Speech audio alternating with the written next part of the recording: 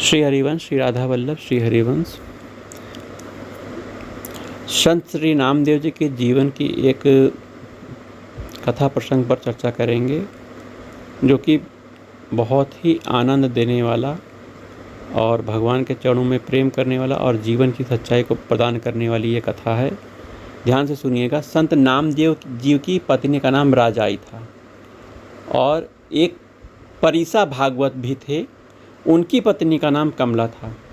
तो दोनों की जो पत्नियां थीं, राजाई और कमला, ये शादी से पहले सहेलियां हुआ करती थीं। दोनों की शादी हुई तो पड़ोस पड़ोस में ही आ गईं, अगल बगल में। राजाई नामदेव जी जैसे महापुरुष की पत्नी थी और कमला परिसा भागवत जैसी देवी के उपासक की पत्नी थी। कमला के पति ने देवी की उपासना करके देवी से पारस मांग लिया और वे बड़े धन धान्य से संपन्न होकर रहने लगे। नामदेव जी दर्जी का काम करते थे। वो कीर्तन भजन करने जाते और 5-15 दिन के बाद लौटते। अपना दर्जी का काम करके आटे दाल के पैसे इकट्ठा होते थे और घर बहुत मुश्किल से इनका चलता था। अत्यंत दरिद्रता से जीते थे, लेकिन अंदर हृदय में बहुत संतुष्ट और हमेशा खुश रहते थे। एक दिन नामदेव जी कहीं कीर्तन भजन के लिए गए तो कमला ने राजाई से कहा, तुम्हारी गरीबी देखकर मुझे तरस आता है। मेरा पति बाहर गया, तुम यह पारस ले लो, थोड़ा सोना बना लो, अपने घर को धन धान्य से संपन्न कर लो। राजाई ने पारस ले लिया, थोड़ा सा सोना बना भी लिया। संतुष्ट व्यक्ति की मांग की आवश्यकता की पूर्ति भर होती है। ऐसा नहीं है कि 10 टन सोना बना ले। 1-2 पाव बनाया बस राजाई ने, ज़्यादा नहीं बनाया। नामदेव जी आकर देखा तो घर में बहुत सारा सामान, धन धान्य भरा हुआ था। घर देखा उन्होंने, शक्कर, गुड़ आदि, घी, घर की सभी आवश्यकता का सारा सामान आ गया था। नामदेव जी ने कहा, इतना सारा वैभव कहाँ से आ गया? राजाई ने फिर पूरी सारी बात बता दी कि परिसा भागवत देवी ने देवी की उपासना की, देवी ने पारस इनको दिया। वे लोग खूब सोना बनाते हैं, इसीलिए दान भी करते हैं, मज़े से रहते हैं। हम दोनों बचपन की सहेलियां हैं। मेरा दुख देखकर उसको दया आ गई। नामदेव जी ने कहा, मुझे तुझ पर दया आती है कि सारे पारसों के पारस मेरे प्रभु ईश्वर हैं। उनको छोड़कर तू एक पत्थर लेकर पगली हो रही है। चल मेरे साथ, उठा ये सामान। नामदेव जी बाहर गरीबों में सब सामान बांट कर आ गए। घर जैसे पहले था खाली खटखट वाला, वैसे ही फिर से हो गया। नामदेव जी ने पूछा, वह पत्थर कहाँ है, लाओ। राजाई पारस ले आई। नामदेव जी ने उसे ले जाकर नदी में फेंक दिया। कहने लगे, मेरे विट्ठल पांडुरंग, हमें अपनी माया से बचा, इस धन दौलत सुख सुविधा से बचा, नहीं तो हम तेरा अंतरात्मा का सुख भूल जाएंगे। ऐसा कहते हुए ध्यान मग्न हो गए। स्त्रियों के पेट में ऐसी बड़ी बात ज़्यादा देर तक नहीं ठहरती। स्त्रियों के पेट में बात नहीं पचती है। राजाई ने अपनी सहेली से कहा कि ऐसा ऐसा हो गया बहन। अब सहेली कमला तो रोने लगी। इतने में परिसा भागवत आया। पूछा, कमला क्या हुआ, तुम क्यों रो रही हो? वह बोली, तुम मुझे मार डालोगे, ऐसी बात है, क्या बताऊं।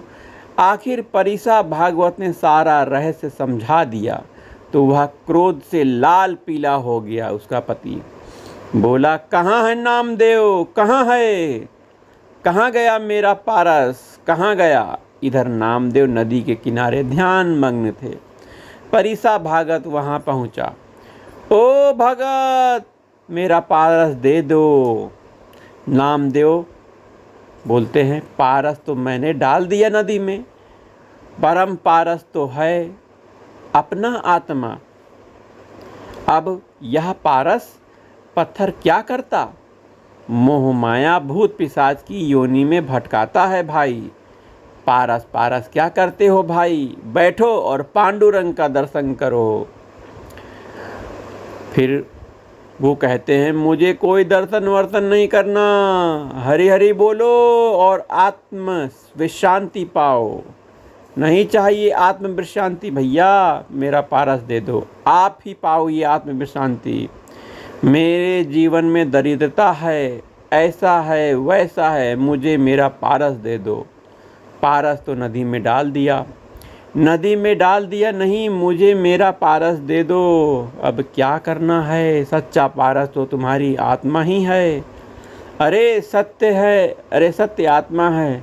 मैं आपको हाथ जोड़ता हूँ मेरे बाप, मुझे मेरा पारस दे दो, पारस दे दो। पारस मेरे पास नहीं है, वह तो मैंने नदी में डाल दिया है। तो ऐसा करते करते दोनों में वाद विवाद हो ही रहा था। वो कह रहे हैं कि कितने वर्ष साधना मंत्र अनुष्ठान किए, सिद्धि आई, अंत में सिद्धि स्वरूपा देवी ने मुझे पारस दिया है। देवी का दिया हुआ वह मेरा पारस तुमने नदी में डाल दिया, मुझे मेरा पारस दे दो।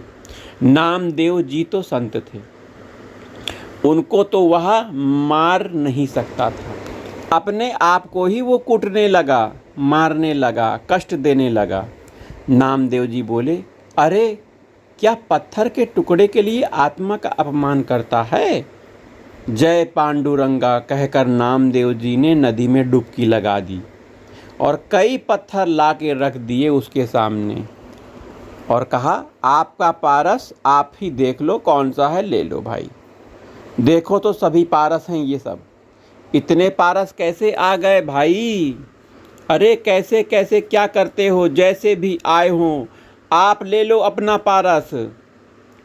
ये कैसे पारस, इतने सारे पारस आए कैसे। नामदेव जी बोले, अरे आप अपना पारस पहचान लो और ले लो।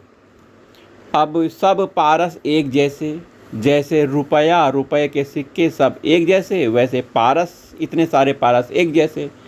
आपने मुझे एक सिक्का दिया, मैंने फेंक दिया, और मैं वैसे 100 सिक्के ला के रख दूं और बोलूं कि आप अपना सिक्का खोज लो, तो क्या आप खोज पाओगे। उसने एक पारस उठाकर लोहे से छुआया तो वह सोना बन गया, लोहे की जिस वस्तु को लगाया वह भी सोना बन गया। ओ मेरी पांडुरंग माउली माँ, क्या आपकी लीला है। हम समझ रहे थे कि नामदेव दरिद्र हैं, बाप रे हम ही दरिद्र निकले। नामदेव तो कितने वैभवशाली हैं। नहीं चाहिए पारस, नहीं चाहिए, फेंक दो ओ पांडुरंग, फेंक दो।